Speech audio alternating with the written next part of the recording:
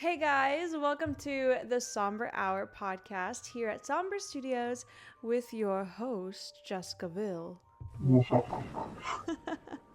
We got some spooky tea, and that is the fact that McKamey Manor is trying to sue Hulu for a documentary expose about their sinister operations.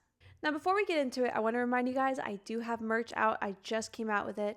I'm wearing one of them right now. It is 3 ravens, and on it says, "Quoth the raven, overthrow the government," instead of nevermore.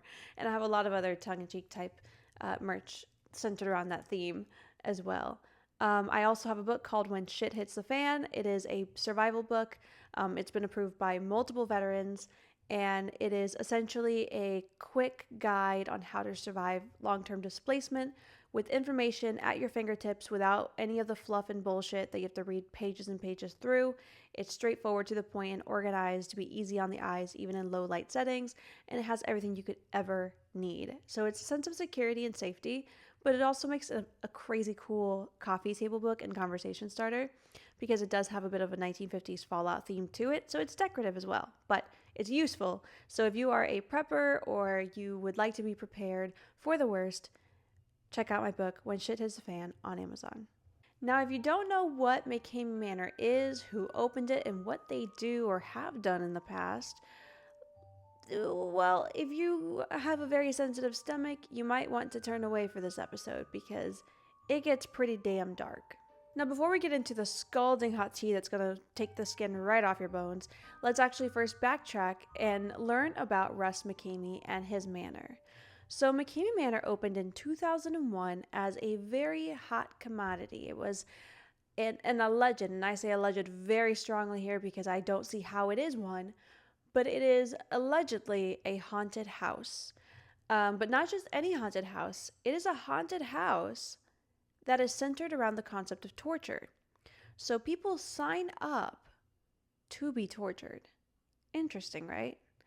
So we're talking not just punched and slapped around, we're talking teeth being pulled out, body parts being cut off, hair being ripped out of your scalp, being drowned, buried alive, covered in feces, covered in bugs, snake. Like, I'm talking the whole 9 yards. Pretty much everything but death. And even then, there's some rumors that some people have died at McKamey Manor.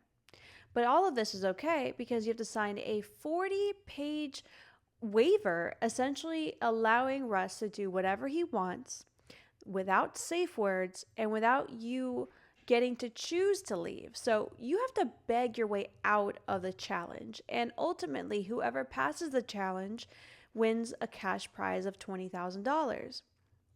But apparently, no one has ever won because they've always begged to tap out. But by the time that, 5 rounds in, 10 rounds in, people are just done. They can't do it. That is how torturous this experience is allegedly. Now, to get into McKamey Manor, you have to give Russ a bag of dog food. So you don't actually pay for the experience. Rather, he handpicks who's allowed to experience it. And how he finds who's going to be able to do it is entirely based off of your submission. So your submission, aside from the 40-page waiver, is also a mental health evaluation, a physical exam, and a few other things to kind of understand who you are. And I can only imagine that he wants this information strictly to see who would be the best person to torture. I mean, it seems obvious to me, but that's just my opinion.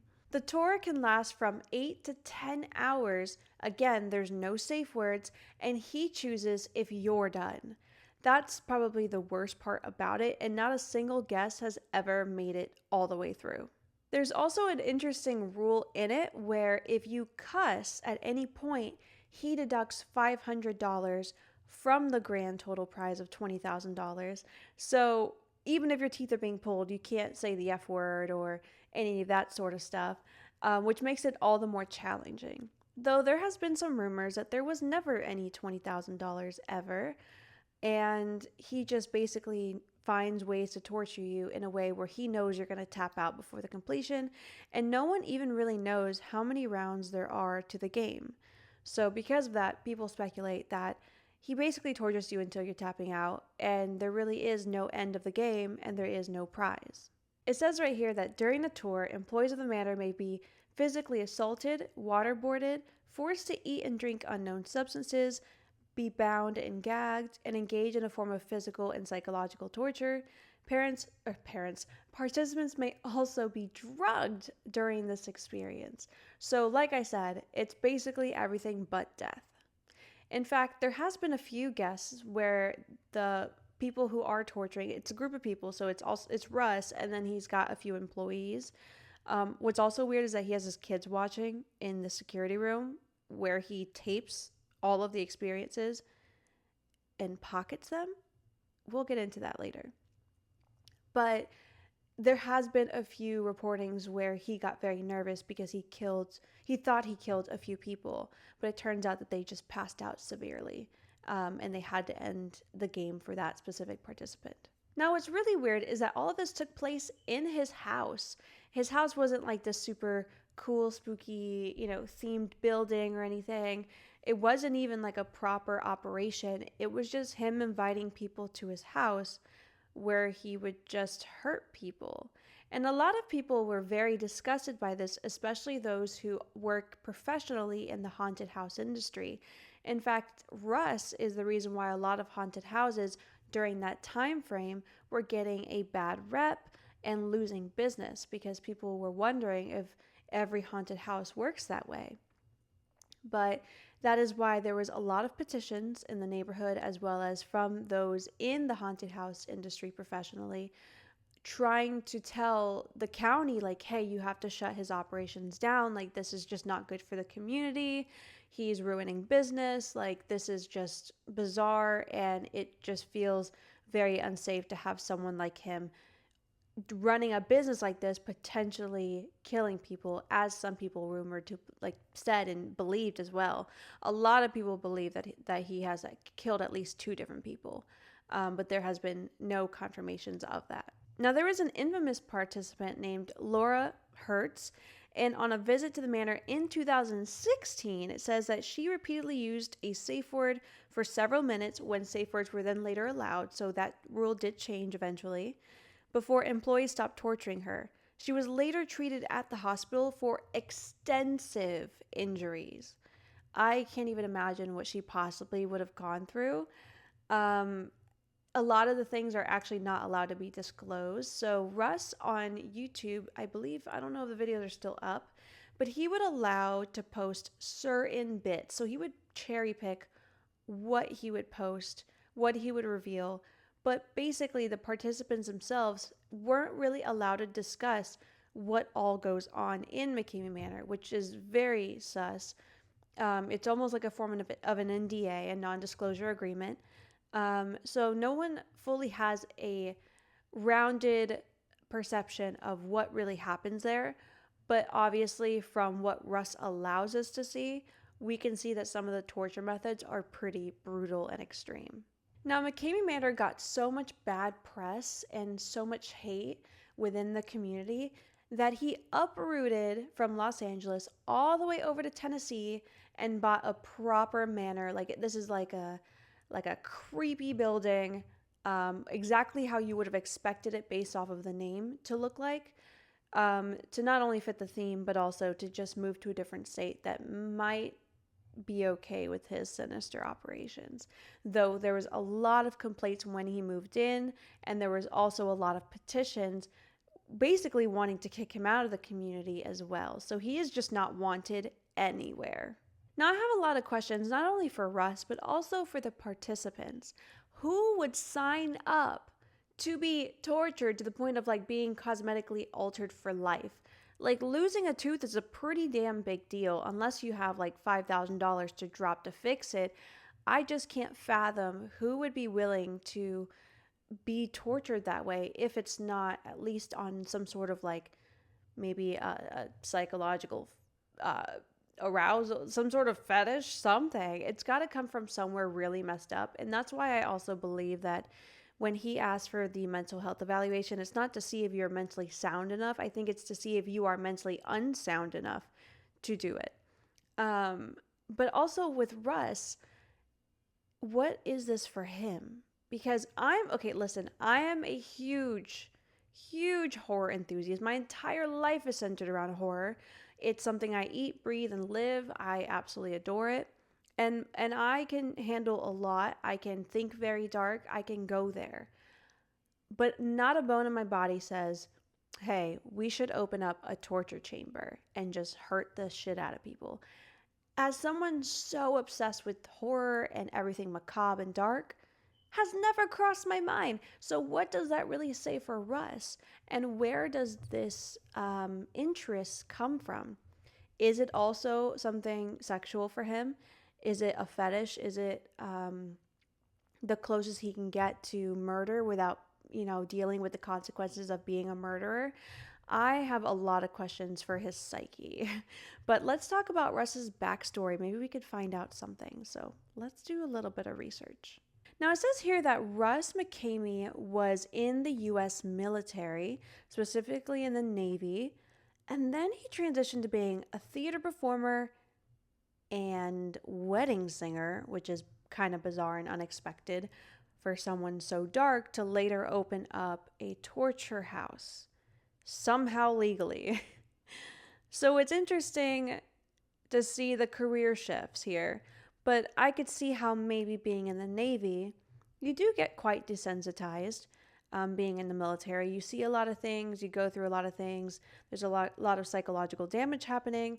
Could it be that maybe his experience in the Navy is where he found this, interest in hurting people, since that's kind of what you do in the military? I don't know about specifically in the Navy, but I know in the Army you definitely get desensitized because you are killing people.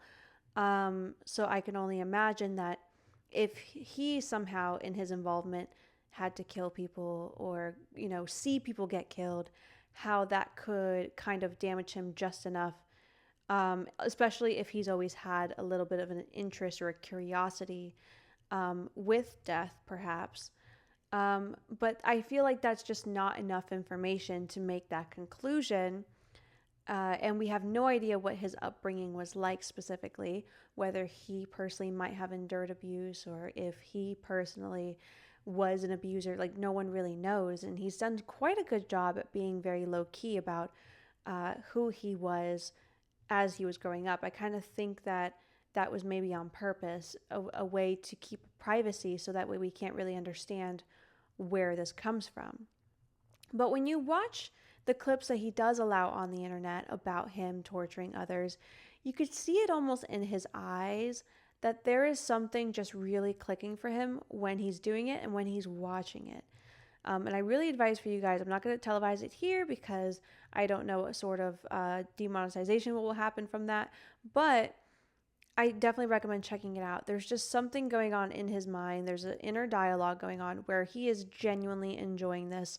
I don't know, again, if it's on a sexual spectrum or if it's on a psychological spectrum, but I don't think that this has anything to do with being just a horror fanatic looking to take it to the next level. I think this is something a lot darker than that. So I'm really trying to understand the psyche here, at least from the torturer's perspective, and I found a quote that's rather interesting. So one of the employees who does the torturing, named Ryan Lawrence, in an interview said, "I don't have a line. If they say they can't do it, they can't stand up, I just drag them." Now, Mckamey himself, he said in an interview very proudly, 7 years ago, we had a heart attack. That was good stuff. So again, there's this sense of like, predatory behavior. I think it's coming from a very dark place, not a love for horror, but something beyond that. But I also wonder, and this is my other theory, if this is all just a front to basically get as much attention as possible for this, like kind of be known as like the scary, spooky king of all time. I feel like maybe he says these sort of things to play into this character. And a lot of people theorize that the extents of the torture, he says that he does all these things, but he never shows the evidence, the actual footage of it. And some people wonder if he's actually lying and he does like just surface level torture, like waterboarding, but like not like you know, cutting you open and stuff like that. So there's also that side of the coin where just some people don't believe the extent of the torture that he's doing, and that this is all a persona, like a brand that he's trying to invent. So what do you guys think? Comment down below. Do you think that this is genuine, or do you think it's all a front? Anyways, regardless of that, Hulu decided to come out with a documentary, and it is completely centered around exposing McKamey Manor for what it is. And there were specifically some emails that were leaked from Russ's email that were very controversial. And this is what he decided to sue over. He said it was definitely a privacy violation because those emails were never supposed to be publicized. And so he wanted to sue Hulu for, and it says right here, he wanted to sue Hulu for $8.4 million. Wouldn't anybody want to do that? That's a lot of money. So this was literally days ago. This lawsuit is still happening, by the way. So this is how fresh off the press this news is, and I've seen a lot of people are not really talking about it. So I'm very excited to be like one of the first people to really cover it, because this could become a very interesting topic depending on like how this plays out. So yeah, he's seeking a jury trial and $8.4 million in damages. He says that it is damaging his reputation, which is ironic, because I feel like they were just showing exactly who he wanted us to think he was. So now that Hulu does that, now he has a problem with it. It's kind of interesting. So there was a quote here that says, "I was advised not to talk about the lawsuit, but I can say that Russ and McKamey Manor have been abusing people and scamming people for years now, and I will do what I legally can to make sure people know the truth and to try and prevent more people from becoming victims." It's interesting that he called them victims. And that's a fun little debate to have as well. Are the people signing up for this victims? I feel like the only way we could find out is who is he picking when he gets those mental health evaluations in. Again, they need, a doctor's note, they need a background check to be eligible. So based on who he's choosing to go through and seeing the pattern of picking people who are maybe mentally unstable, then it would be very much, they would be very much victims. But then again, if it's just people who, are, a little bit more sound, but maybe they like adrenaline, maybe it's more of a fetish, there's nothing, in their mental health background that would be considered them not being able to give proper consent, then are they victims, or are they just also sick people who are trying to have a good time? Debate that down below. That's an interesting debate. So it says here, it's bad enough that Mr. McKamey's email account was hacked and his most personal emails published on the internet by an individual with some sort of grudge. But it is beyond comprehension how sophisticated parties like Hulu and North of Now could possibly think that publishing those same hacked emails to over 48 million people was lawful. Imagine that happening to you. Now, I have to say, I agree with that. If it's a personal email and it was leaked, it should not go into a documentary. It wasn't designed to be public information. That's like kind of publishing private letters, private phone calls, private conversations. I necessarily wouldn't put, nude photos in that equation, but it's kind of all within the same genre of subgenres. So I can understand that, and I think that's actually a pretty good hook to lead in if you want to get some money from. I feel like this is more money related than actually being hurt by the emails being exposed. I haven't seen the emails. I could not find them. When did this come out? McKamey Manor documentary, Hulu. And it's called Monster Inside, America's Most Extreme Haunted House. Now streaming. So it is. Oh, okay. It came out last October. Oh, we're going to have fun watching that. I didn't know that. The lawsuit kind of threw me off because it's so new. Like literally just I think technically 2 weeks ago now that the lawsuit's out. I figured that he was trying to stop the release of it, but now it's released, so that's interesting. Okay. So it says Hulu and North of Now also somehow thought they could feature Mr. Mckamey in a central role in their movie without his permission. My best guess is that they thought Mr. Mckamey would not do anything about it, which was a mistake. Well, yeah, I mean, could you really do that though if somebody created a documentary off of you? Would it? I guess it depends. Were they using images of him or if they were using someone to play him?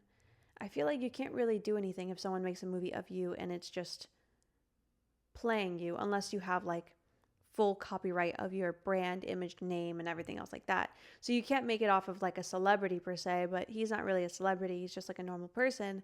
Maybe I imagine he doesn't have the legal protections or the rights or the copyrights to himself essentially to be protected. But I'm no lawyer, so if there's any lawyers listening, feel free to put your legal sense in there because I'm not quite sure how that would work. But it seems to be that, along with the hacked emails, is what he's crippling onto to essentially get a piece of the pie for the production of Monster Inside. So there has been no conclusion quite yet because I said this is very new. This is just as fresh off the press. So we don't know what the verdict is going to be. But what do you think the verdict should be? Do you think Russ Mckamey deserved to have this huge expose on him? Or do you think that it was out of line?